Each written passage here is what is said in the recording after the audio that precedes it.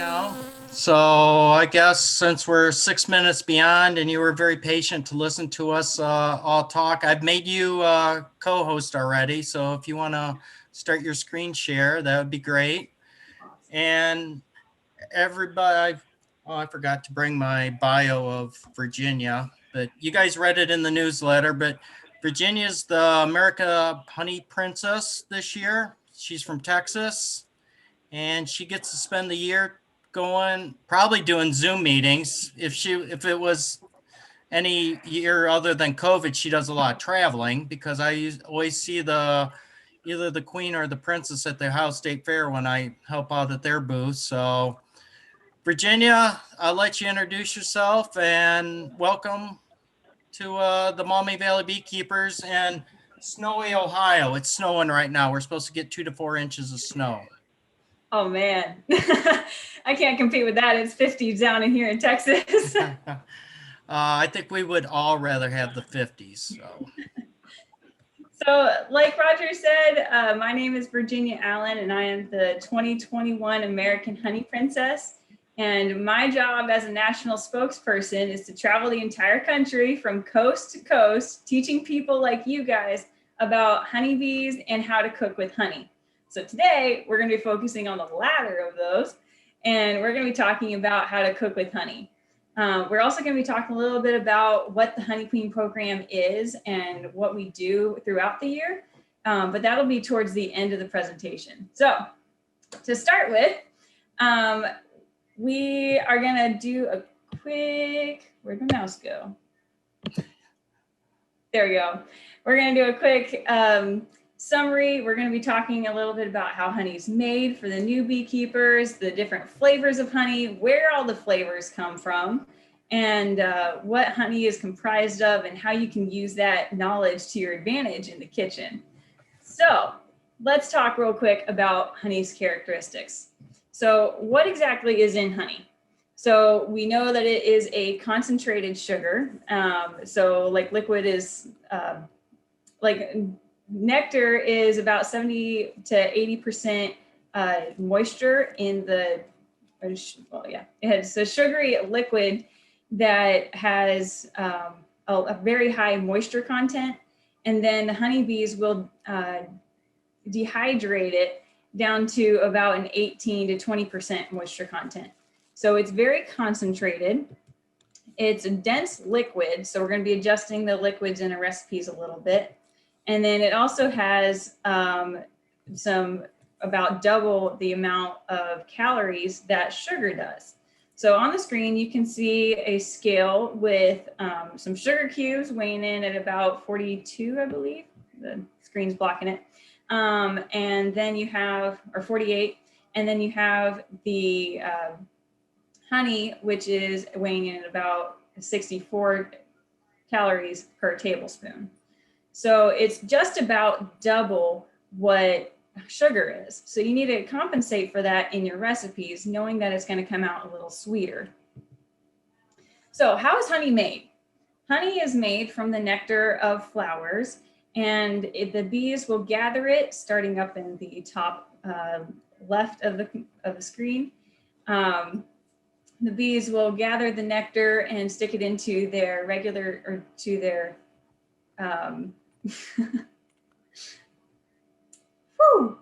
just forgot what it's called.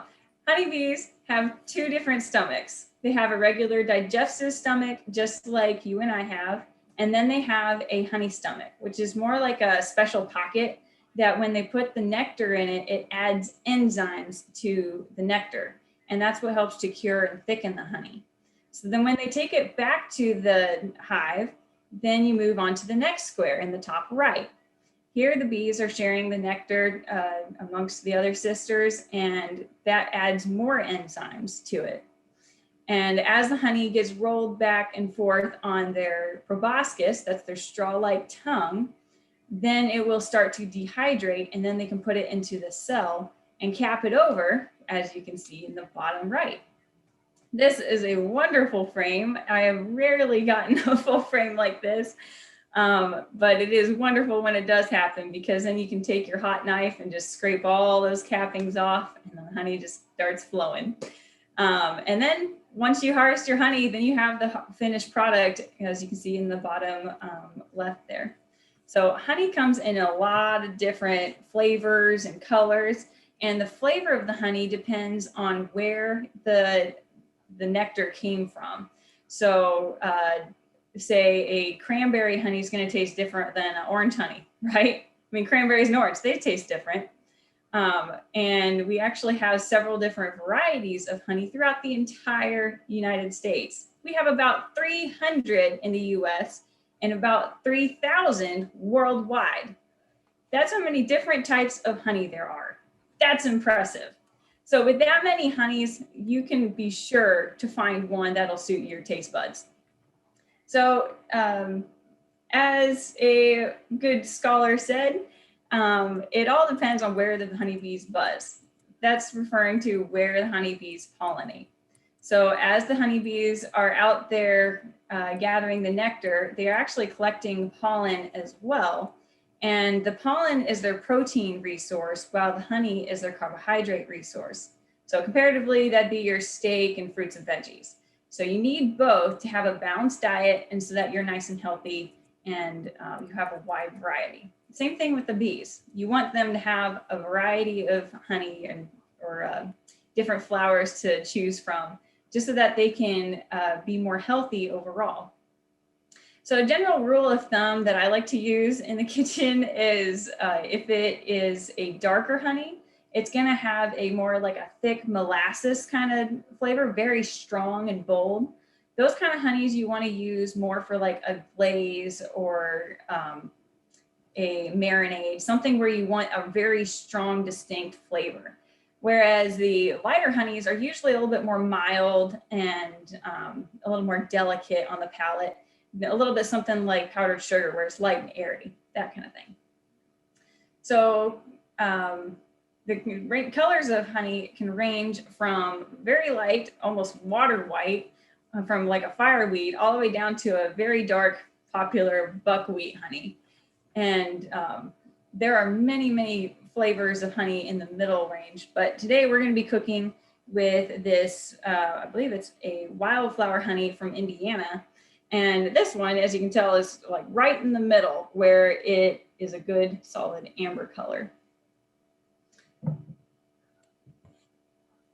All right, so then we have, we always get this question of, should we use honey or sugar in our recipes? Honestly, it's up to you. They're both sweeteners, but here's a quick table just to show you the similarities and differences between the two. So they're both carbohydrates, which means that they're both sugar. So it doesn't mean that honey is free. It does still count as sugar going into your diet. So take that into account. Honey is also twice as sweet as sugar, so you're going to be using less of it in your recipes. And it's also a little easier on your wallet because you can make that one jar of honey last longer. You can also see the ways that the fructose and glucose are divided out. A little bit of that has to do with like the different flavors and properties of the honey. Honey is easier on the lower on the glycemic index. So some diabetics have found that it doesn't raise their blood sugar as much. Now that doesn't, again, it's a sugar. So that doesn't mean that you can have as much as you want. But definitely it is easier. So honey will, or sugar will give you a quick spike of sugar intake. And then you're going to have a release of insulin to help combat that sugar spike. And then that's going to bring you down pretty quick. So honey is easier. So it's a slope, it's a gentler slope as it kicks up. And then it takes you longer because the insulin doesn't produce quite as much as it would with sugar. As we talked about, honey also has more calories, but you're going to be using less of it in your recipes. So honey also has the added benefits of containing water, pollen, minerals, and other things like that. So honey can be used on a lot of different things, including cuts and scrapes. If you get burned in the kitchen by accidentally touching the pan or the oven, you just put a little bit of honey on that and it'll help to take away some of the sting. Plus, if you lick it off, then it tastes good, but I'm not encouraging that right now. So, all right, so what are some key temperatures that we need to know for cooking with honey?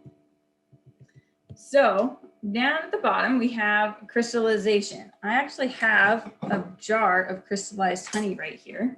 My sister loves crystallized honey because it has a thick, sharp, almost crystal kind of taste because it's crystallized. So when I turn it on the side, it's almost solid. Like there's no way it's coming out unless I use a spoon.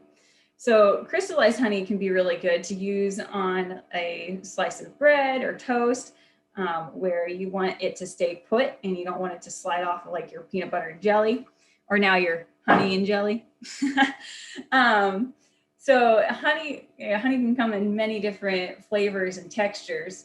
And from flavor and texture, honey can really, really surprise you.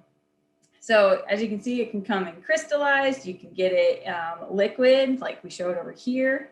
And then it can also come in creamed honey, which is basically blenderized and beaten down crystals from the crystallized honey to make a very fine texture. And then you actually have the honeycomb, which is when you take the frame of honey and just chop it up in sections and put that into a bottle.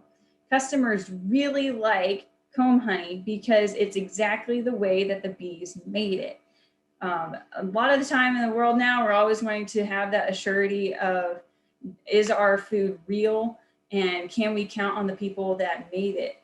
So if you can, if somebody's having doubt if your product is real or not, maybe you can try giving them a piece of comb honey and that might win them over. You can eat the wax, but often at time I usually just chew on it and then until all the honey's gone, and then I can spit out the wax, or we can sanitize it and use it in wax cappings for candles and things like that. You can also, as you move up the scale, at 110, the enzymes in the honey are destroyed. So honey never goes bad unless it's heated or it has too much water content. So the hive usually keeps its temperature around 80 to 95 degrees all year round. So in the winter, they'll cluster, and in the summer, then they will disperse and create more space in between them just to help keep the hive nice and cool. But if we heat the temperature, if we heat the honey any higher than the hive's temperature, then the beneficial enzymes are destroyed. Once we get up to a 140, again, more degrading of the quality. But on a plus note, once you get up to about 160, that's when you start to caramelize your honey. And then that's when you get the nice brazen kind of color to it. So here you can see a piece of salmon that was cooked with three different ways. So on the far left, you have it cooked with honey. In the middle, it's, in the far left is sugar. In the middle, it's honey. And then on the far right, that's where you have, it's just plain. So honey gives your food a more appetizing color and look to it.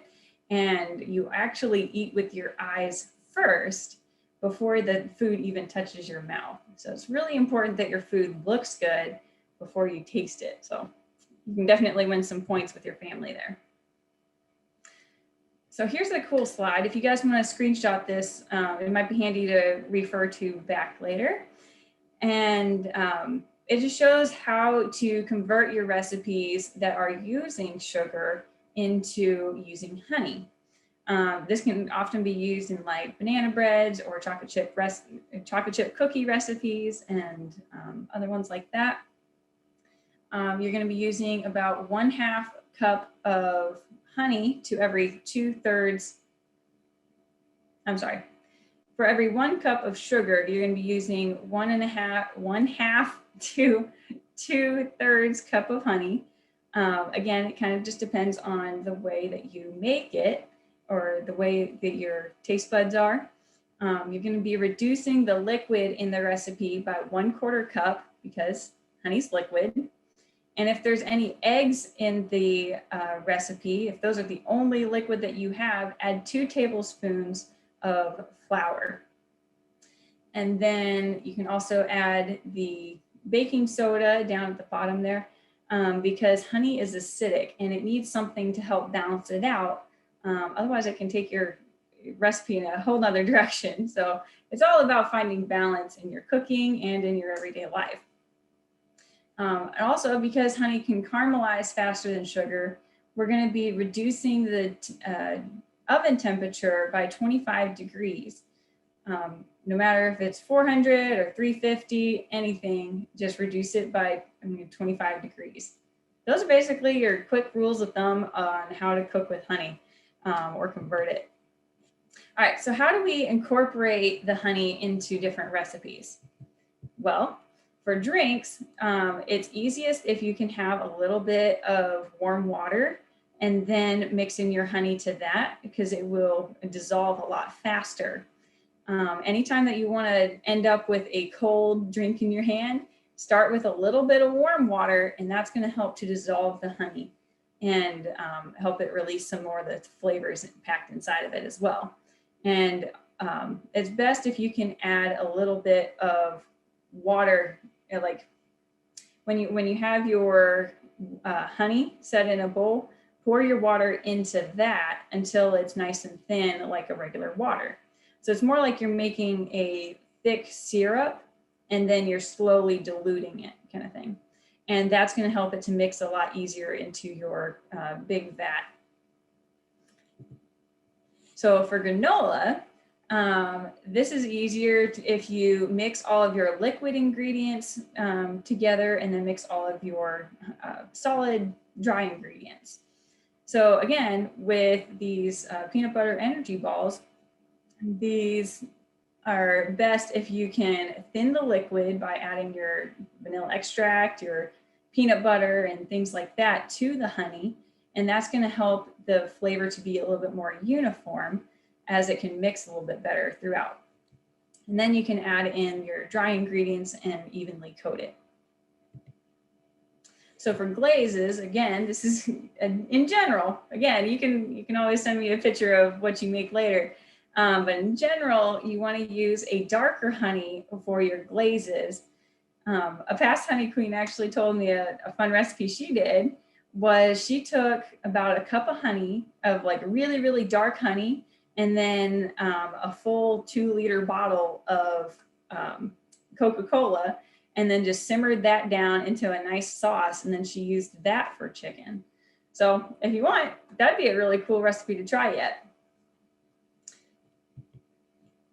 Oh, honey cheese or honey baked brie cheese.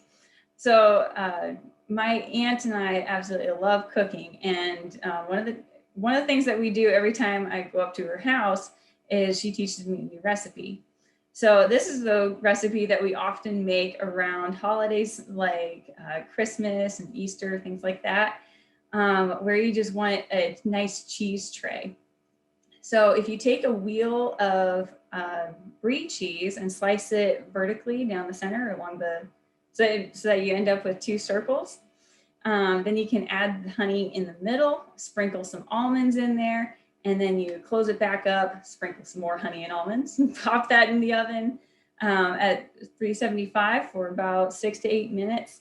And that's going to help the cheese to melt, and then once you put it in your mouth, then it'll melt in there too.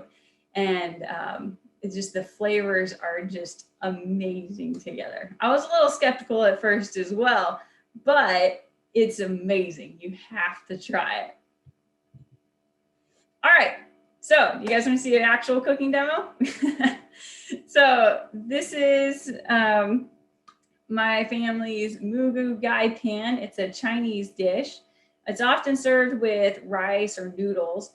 But if you want to follow along, you can pull up a browser and go to abfnet.org/pages/queens.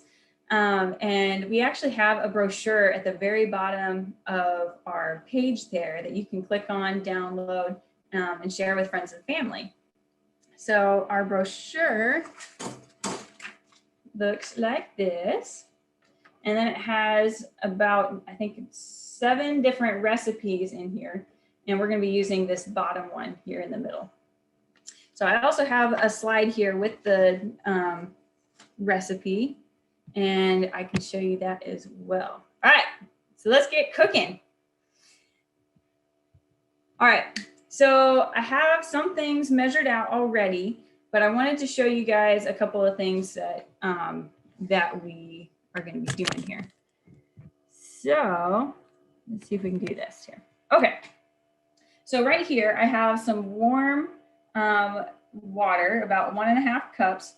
And then to that, we're going to mix in our chicken bouillon. So again, the chicken bouillon is very similar in the texture of honey, in that it needs to be dissolved first before adding it to another, before adding in any other ingredients. So we're going to add 2 tablespoons of that. And then we can go in for another one. Chicken bouillon is a really easy way to make a beef stock, or no, you don't make beef stock with chicken bouillon. That was a test. Anyway, so you make your chicken bouillon. It's really easy. It's about 1 teaspoon of chicken bouillon to about 8-ounce can of broth. And then we're also going to add in, I'm going to work this backwards here. And then we're also going to add in our honey.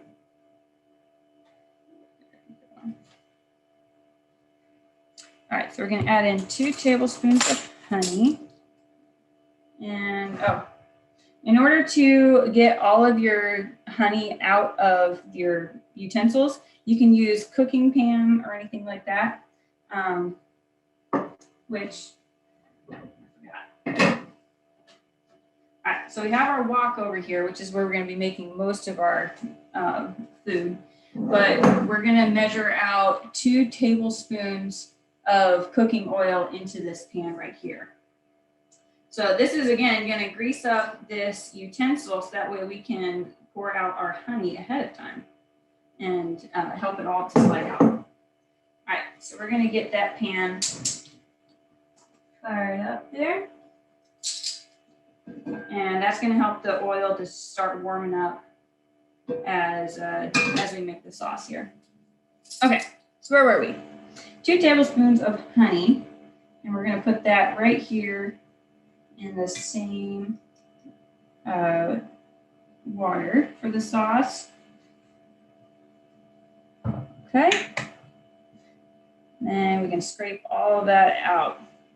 So honeybees, in their entire lifetime, each honeybee will only make about a 1/12 of a teaspoon of honey. That's in her entire lifetime.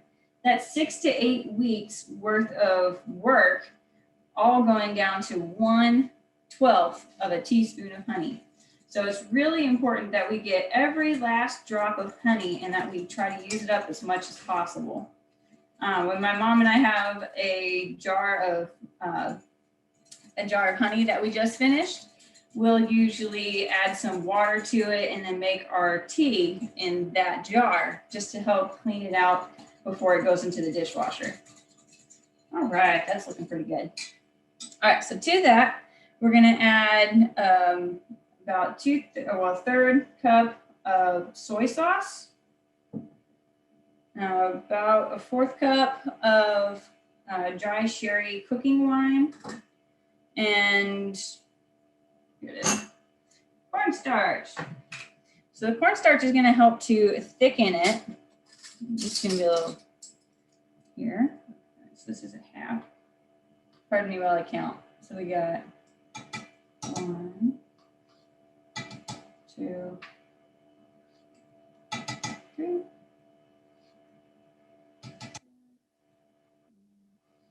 I was using half tablespoons there since my tablespoon measuring cup was already dirty. All right, so that is your cornstarch, and that's going to help it to thicken up as we get farther in the recipe once we add the broth and the chicken back to the recipe. All right, so we're going to mix all that up. That's looking really good. Okay. So now we check our pan, and it looks like it is nice and ready. So let me see if I can show you guys. So there's this trick. It's a little smoky right now because it's a little hot. So we'll just turn down the flame a little bit.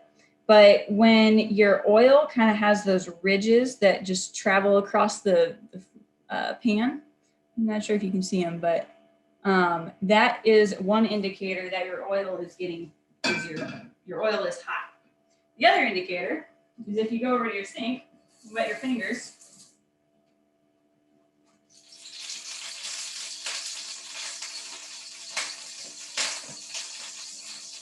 I may have put a little too much oil in. Hang with me. Here. Let's put it in a glass bowl. That way hopefully it doesn't melt it. Turn off the flame. Safety first. Grab a bigger spatula. Okay. This stuff always happens on live TV, right? All right. That's good. All right. So now our pan is nice and oiled. And turn back on the flame. Probably to a medium kind of high heat. Clearly it's nice and hot. So now we're gonna go look over here at our chicken. So over here, let me see if I can show you here. Okay, so here we have our one chicken breast, and I'm gonna put on a glove real quick. So that way we don't contaminate the cooked chicken from the raw cooked. Oh, my words tonight. But anyway, when you go to slice your chicken, it's easier if you can freeze it ahead of time for like 5-10 minutes, just to get it nice and firm to where it isn't to where it's a little easier to slice. So this has been sitting out for a little bit, but you're going to be just making thin slices, and that's going to help your food to cook faster as well. Another helpful kitchen tip is keep your knives nice and sharp. Not only is it going to make it easier to cut the food, it's also going to keep your fingers safer because the knife is going to go where you want it and not just wherever it wants to go. So that whole path of least resistance thing, right? All right, so that looks good. All right, so our pan is still nice and hot. I'm going to turn you back over this way.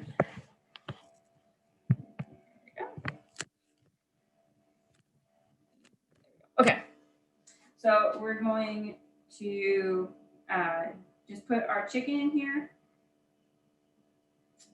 Maybe turn it down a little too much. There we go. Cooking is also about the sound as well. So like you do in your bees, you're always listening and smelling just to see what the mood and temperature is of the hive. So you always want to be cognizant of that. Same thing in the kitchen. If a timer is going off, you got to figure out why it is. Just like that, you wanted to make sure that your chicken is going to be cooking fast. So with this technique, you're going to be quickly cooking the chicken so that it can mix easier with all of our other vegetables. Things like mushrooms and green onions are generally a little bit more like delicate kind of vegetables. So they're going to cook very fast, and you don't want to be stirring it a lot when those items are in there because you could bruise it and then it wouldn't look as nice, right? All right, so while that raw meat is in there, let me toss that in the trash. All right, so we're going to be cooking this chicken here until it is about thoroughly cooked. And then we're going to be putting it in that pan there. So that way we can keep moving on. So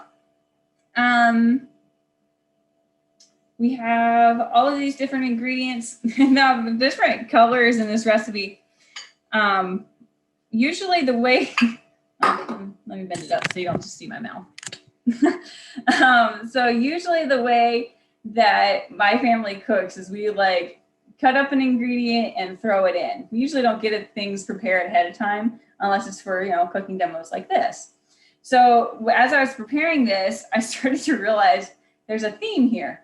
Maybe not because of the light, but there's a lot of white and green in this recipe. But if you want to throw other veggies like bell peppers or rice or peas or anything else that you can think of, like that's kind of how a stir fry goes together. First, you take your protein and you cook that. And then you can add your hard veggies like your peas and your water chestnuts.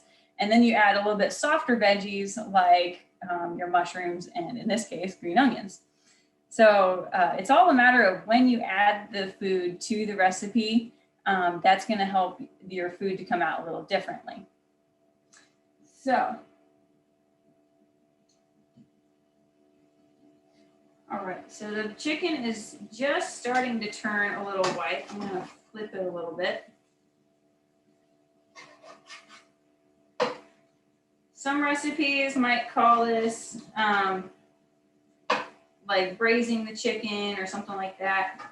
We don't necessarily need it fully cooked, but we want it like most of the way there. That way, when we add in the other veggies, then it will be nice and tender. Come on. There's always one in the pack. There we go. So.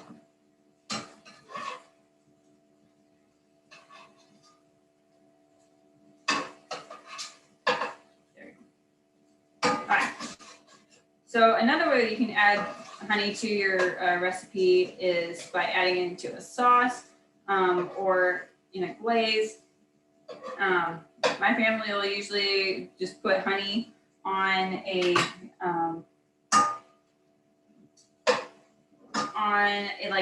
thigh of a chicken or something like that. That can be really good as well. Let's see here. Almost there. Okay. So as this continues to sweat it out, this is also a really handy pan if you want to make popcorn. Just random commercial break for that. But honey is really important because it has so many different flavors and textures.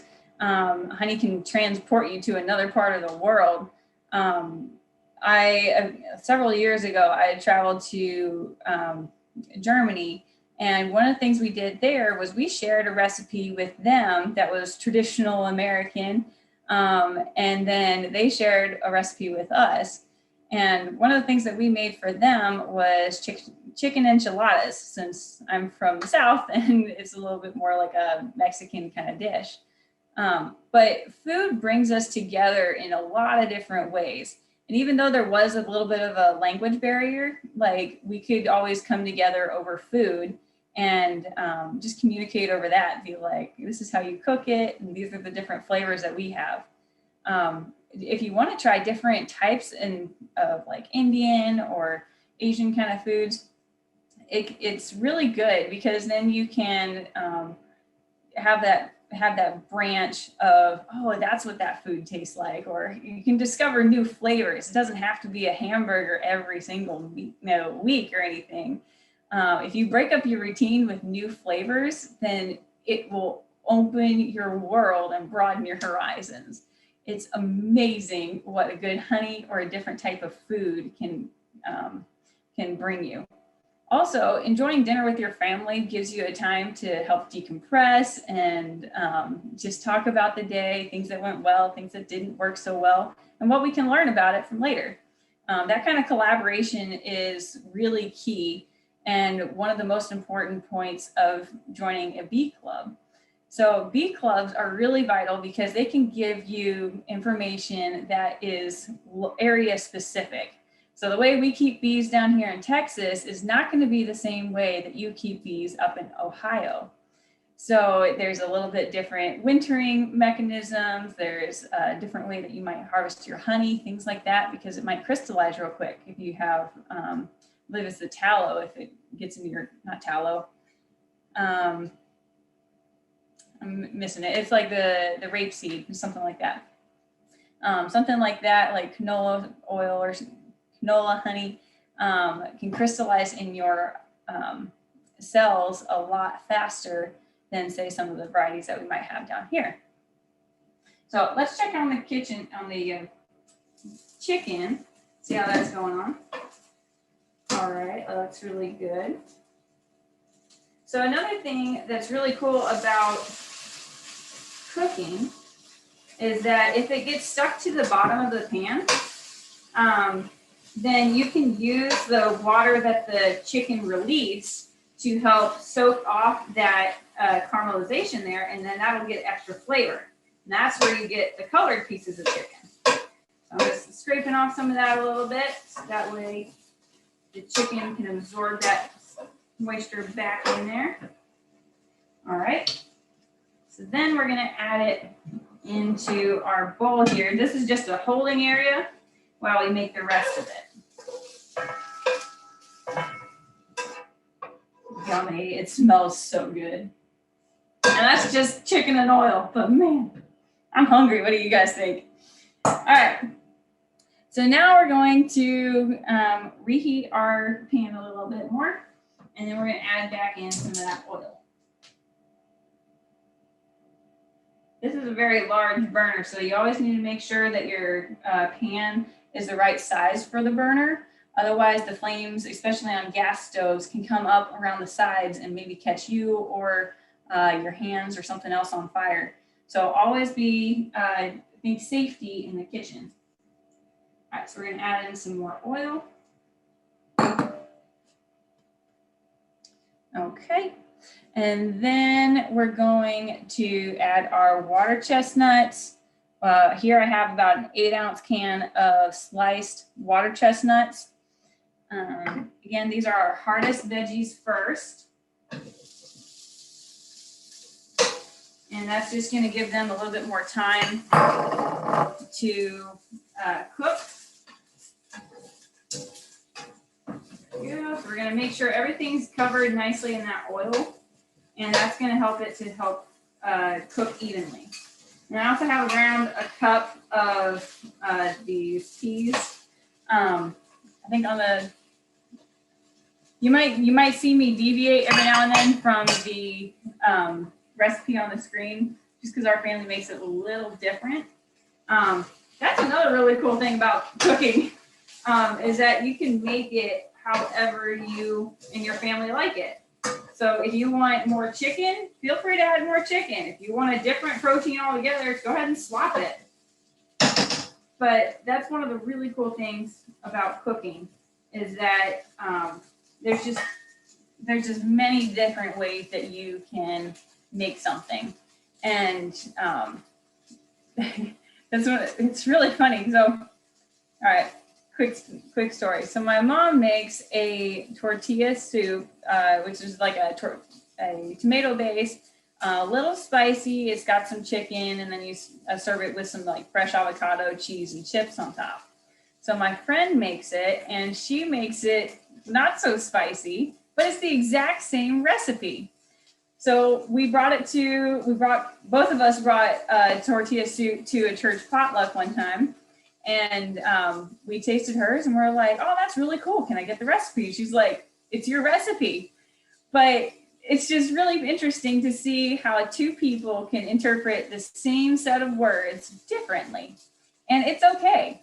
In our family, chef makes it the way chef likes it. So that's also really helpful when you are when you're cooking, and it's nice to have that flexibility if you need to swap something out. All right, so give this a nice stir here. All right, so that's going to help to kind of sweat the moisture out of here. Okay. Let me see here. Oops. Okay, you have to keep going a little bit more. So another thing to keep in mind when you're cooking is, again, with a little bit of the look of the plate, is what do you want it to look like? Do you want it to look all uniform? Do you want it to be like a pile of gumbo? What's the style that you're kind of going for? So here I sliced everything very thinly and in small chunks. That way it cooks faster and then it has a more uniform look. So similar with marketing, you want to have something stand out about your piece, about your dish, about your slides even. So for instance, take the slide you're looking at right now with the recipe on it. So originally this slide was all white text, and it was kind of boring, quite honestly. I was having trouble staying interested in it. So then once I started messing around with the colors and started highlighting the main action ingredients or action items on the slide, then you can start to see the segments of the slide, and then you can see the main segments of your dish. Now, on the other part, imagine what it would look like if I alternated every other line as different colors. That would get way, way too big. That would just overwhelm you. You wouldn't be able to understand anything. It would almost be like a slide of completely white text because nothing stands out. So, same thing in your cooking. You want to have accent flavors. You don't want a bunch of flavors just screaming, listen to me, taste me. You want to have a nice, calm kind of setting. And then every now and then, like in music, you just have this high note or this different sound or the triangle a little bit over here. You want to have those different kind of flavors just stand out in your cooking. And those are some of the things that you want to listen to. All right. I love peas. These are sugar snap peas, but we've also used, I believe they're sugar peas. They're a little bit flatter and, excuse me. They're a little bit flatter and are don't have as big of a pea in the pod. But these are the ones that my store have. So again, that's what we're using. So, all right, so let's check this hard stir fry again, or hard veggies. All right, I'm gonna turn down the temperature a little bit to help the pan to cool off a little bit before we add in our delicate veggies.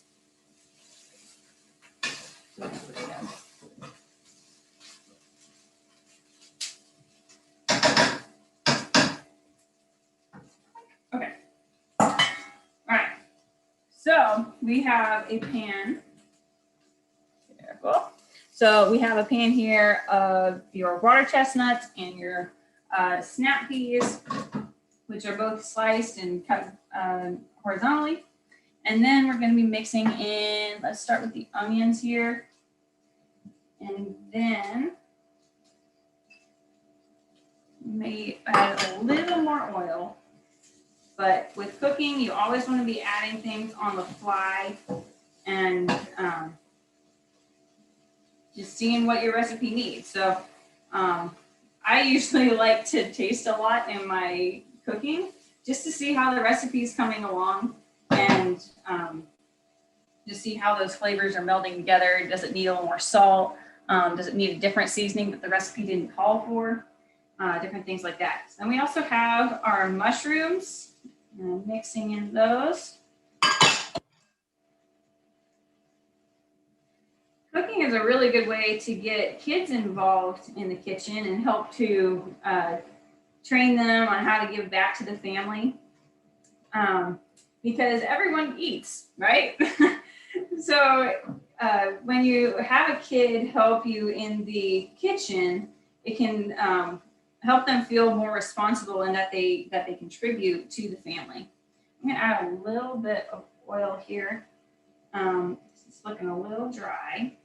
There we go. Okay. But as a kid, my family, my parents would always incorporate us into cooking from the time that we could talk, pretty much. They would set us on the counter and let us taste the different ingredients they were adding, so that way we could learn what the different flavors do. For instance, when you're making like chocolate chip cookies, you're gonna have your sugar, your butter, right? And then you add in your vanilla. Well, vanilla, while it smells great, has a weird flavor when it's by itself. But when you mix vanilla into your chocolate chip cookies, wow, makes a difference. So much of a difference, my family actually puts in twice the amount of vanilla. That's our secret recipe, so don't tell anybody. So that is that. So I think we're gonna have to turn up the heat a little bit more because these mushrooms need to get cooked to where they're nice and flimsy. Oh, mushrooms are a great veggie to have because you can put like a cream cheese beef kind of mixture in them and do stuffed mushrooms. You could even drizzle a little bit of honey over that. But there's a lot of different ways that you can get kids involved in the kitchen and also with bees. Kids love bees. They think they are so cool. In case you haven't been around any kids, let me tell you, because I've done 13 school presentations this year. And anytime I go, people are always interested in beekeeping. They think it's fascinating. So use that to your advantage when you're selling your honey or making connections with people at the store or anywhere. And just know people think that you are a rock star. So you need to help and it sounded a little funny. So you are a rock star and just know that. So people want to know information. So the best things that you can do is brush up on your bee facts. How many legs does a bee have? How many wings? How many stomachs do they have? That kind of information, while it might be second nature to beekeepers, it's not well known among among the community. Especially facts about how they can get involved with beekeeping or just supporting the industry by planting honeybee and other pollinator-friendly plants. That kind of thing can really help engage people with their with the community. Okay. Looking good. All right. The mushrooms are pretty much done. I kind of like them a little firm, so I'm going to leave them like that. And then you're going to add back in your chicken. We're so close to being done. We're going to add in our chicken here. Mix that around, get it nice and even. And then we're gonna stir in our sauce. There we go. Again, you're gonna listen for the change in the sound there. There we go. And you're gonna pour that all over. And then it's gonna make a nice thick sauce as it continues to simmer. Okay. So as that continues to simmer, I'm gonna talk a little bit about the different flavors of the honey. So as we already said, we can mix honey with a lot of different things, like sriracha, lime, Coca-Cola, garlic, ginger, cinnamon, things like that. And everything has a different flavor. So it's all a matter of how you incorporate it into your recipes. So in summary, for the cooking with honey, honey is made of different nectars, and the different flavors of the honey is depending on where the honeybees forage from. So a cranberry honey is going to taste different than a orange honey because they come from two different plants and even two different areas. And then they also have different colors and flavors of honey that will range from very dark to very light. And then honey also has many different ingredients such as sugar, antioxidants, vitamins, and it is acidic. So you're going to be adding your baking soda to your recipes to help cut the acidity and help the recipe to maintain status quo, as it were. Honey can be used in almost any recipe that you want. Anything that you already love, you can upgrade it and expand it with honey and change the flavors with the honey. All right, so a little bit about the Honey Queen program here. So this is a picture of me and my friend Jennifer, and she's from Wisconsin, and we will travel the entire United States teaching people about honeybees. So it is a pleasure to be serving with her, and we each have done a lot of work so far. But one of the things about the Honey Queen program is that we have been around since 1959. That is a very long time. So I myself am only 20 years old, but that the Honey Queen program has a long lineage of queens that have gone on to help other companies promote and do marketing. But then we also, like through our year, garner a lot of free publicity through media and now through social media, and we're able to reach even more places through virtual presentations like this. So this year's goal is to reach all 50 states, including the territories that the United States owns. So if you know anybody in any other states or maybe even within Ohio, feel free to reach out to us, and we'll see if we can set up a presentation. We absolutely love teaching people about honeybees. That's why we got into this position. So if you can help us out and find some more events for us to do, that'd be great. We really appreciate it. Some of the presentations that I teach on are beginning beekeeping, how to cook with honey, how honeybees are used in warfare, both past and present, and also how to plant for honeybees. So any age, any audience. I've done elementary schools. I've done presentations in nursing homes or rehabilitation centers. I've even done one for a stroke group that was looking to learn a little bit more about how honey can help them as they recover from their stroke. So we honestly are here for you. Anywhere that you want to send us, we will be glad to see if we can set something up.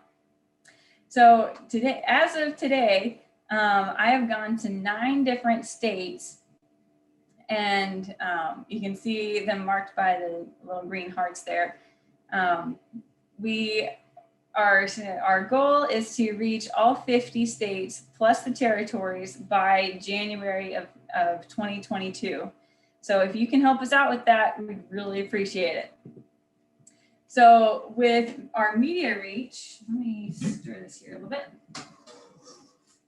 Oh, it's already getting thick. That's good. All right, so with our media reach, we can talk to TVs, radios, anywhere, podcasts, or anything like that. We can go and talk about beekeeping or how the community can get involved, things like that. Even within the first 4 months here, I've been able to advertise on the websites, which have gained us about 186,000 website hits per day, giving us about $564 of free publicity. And that's just from websites. So the world is definitely going virtual, and I love doing in-person things. But it's nice to know that those kind of venues and tools at our hands are bringing in so much of our audience. I've been in a couple of different newspapers articles, and we have a video that we put out with the Butterfly Pavilion from Colorado. You can check that out on our Facebook page, which is the American Honey Queen program at Facebook and also YouTube. And on Facebook, you can see an update as we travel around and as we do more presentations. On the days that we don't travel, we post information about fun facts about honeybees, different ways that you can use cooking and honey. And I've also done 13 different school presentations this year. So all of that is made possible by the support of the American Beekeeping Federation. We are their extension service for the community. So in an average year, we gain about $500,000 of media attention for the honey industry. And with that, 5.7 million people are reached with our educational messages. Again, in an average year, we will travel around the world, travel around the country 340 days on promotional events, whether that be through fairs, garden clubs, schools, anything. Because of COVID, we've had a couple events that we haven't been able to go to, but we are still trying to meet those goals just to help bring more attraction to the honey industry. So what are some ways that you can help support us? You can invite us to your event, just like you did today. You can host us during an in-person event. We need places to stay during our trip. You can also subscribe to our YouTube and Facebook pages. We're at the tag American Honey Queen program. And you can also partner with us financially. So one of the ways that you can partner financially is by entering into our quilt raffle. Any guesses on what size the quilt is? It's a queen size. So the tickets are only $5 each, and a full sheet of tickets, which is about 4 tickets, is $20. So I'm sure many of you have a $20 bill in your wallet right now. So if you want to invest that into us promoting the industry, you can reach out to Anna Kettlewell. You can see her information down below. Just send her a note with your cash or check and your name, mailing address, and phone number. That way we can write those ticket stubs and we can mail them to you. And then we can also, in addition to investing into that, into our valuable program, you can also become a proud member of, or proud owner of this quilt, which is handmade. Each one is different every single year. You do not have to be present at the convention in January to win. It will be mailed to you if you aren't present. But of course, you could always come to the convention and learn more about bees and see the Kids and Bees event and things like that, that are really meant to help engage people and help them learn more about honeybees. stir this real quick. Oh, that's looking good. I'm gonna bring the camera over here in a minute so you guys can see the finished product here. That is good. All right, I'm just gonna let that cool down. All right.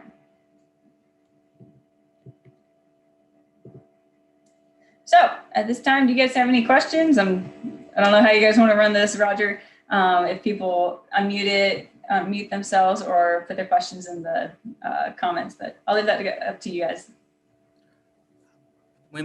There's only about 17 of us, so we might as well just unmute if anybody has any questions. I know Becky was in Michigan, and there was jars of milky white honey. She didn't think it was crystallized with a raw honey label on. Would you have any idea what kind of honey comes as milky white? Not off the top of my head, but I can look it up and get back to you. Tried looking it up. I wish I took a picture. It was somebody asked if it was whipped. I don't think it was whipped because it actually moved in the jar. It was a little thicker than the regular honey jar next to it. Was it clear? It actually moved. It was up north of Petoskey in a little gift shop thing, and they were both by the same family label. Oh, that'd be really interesting. You might see if you can try to find them online. You can try the honeylocator.com. That's with the National Honey Board. And you can see if you can find their label on there maybe. Okay. I was just wondering if there was a new kind of hot product people were buying up. It wasn't anything I wanted to buy. Not that I know of yet. I got a question. Go ahead, Ed. Virginia, you mentioned that bees were used in warfare. Can you give us an example of that? Sure. So in ancient days, they would use it, they would put hives on top of the castle walls. And then when an enemy came up and they were trying to crawl up the walls, then they would just push the hive off. Or in an offensive move, then they would put the hives on the catapults and put them into the city. That way it would drive people out of it. So that's an example of ancient, but recently train bees to sniff out different scents using positive reinforcement, the Pavlov's theory. And then they can use that technology, if you want to call it like that, those trained bees in crowded areas confined in a little kind of cartridge. And then they can walk through a crowd like an airport, a ferry dock or something like that. So that way they can quickly scan people without maybe having them know that they are being scanned, as is usually apparent with like a sniffer dog or something like that. Good. That's pretty awesome. Any other questions for Virginia? My only thing was when you said it smelled so good, Zoom has to make a feature so we can smell online too while you're cooking. All right.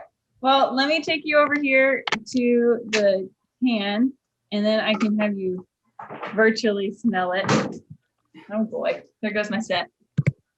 Okay, so we have our finished product here, and this is our Mugu Gai pan. And again, you can serve this over rice or noodles, anything like that. Maybe it's usually you want to bulk it up with something, just so that it has a little bit more sustenance to it.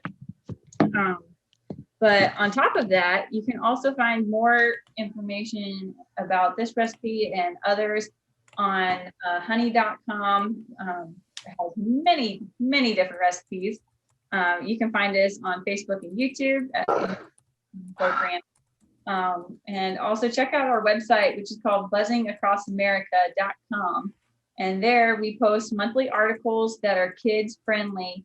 That way they can learn more about honeybees and get intrigued and feed their interest. We also have honey recipes on there and a couple cool videos of activities that you can do with kids. Again, all trying to get the youngest generation involved in beekeeping and care about the really important insect of honeybees. Where's the convention this coming January? I believe it's in Nevada, Oh, Las Vegas, Nevada. And I think they were able to keep the reservation from last year. okay. Well, that'll be a long trip for us then. Right. Any other questions? Very, very good. I can tell you've done the speech a few times and lots of knowledge there. Yeah, I've been in beekeeping for about 7 years, and I've been promoting honeybees in honey queen programs from county all the way up to American level now for 4 years. And it's just been a joy to meet new people that are always interested about honeybees. Even the people that are like kind of on the edge, usually you can win them over once you start talking about honey. Oh yeah. I do the county fair, and we always have the observation hive, and my wife goes, once you start engaging them, you can almost always, they'll buy something before they leave. But Yeah. oh yeah, the observation hive's definitely the draw. So Right. And you can always advertise your honey as you're never going to find this anywhere else. there you go. Well, if nobody has any other questions, we'll let Virginia go. I have a few things for the Maumee Valley beekeepers, but thank you very much, Virginia. It was very interesting. Yes, thank you. We learned a lot about cooking, and good luck with your tour of the country. And hopefully you get to do some traveling this summer. Will do. We're hoping it'll open up soon, but thank you guys so much for having me out tonight. I really enjoyed sharing my kitchen with you guys. Thank you, Virginia. Thank you. Awesome.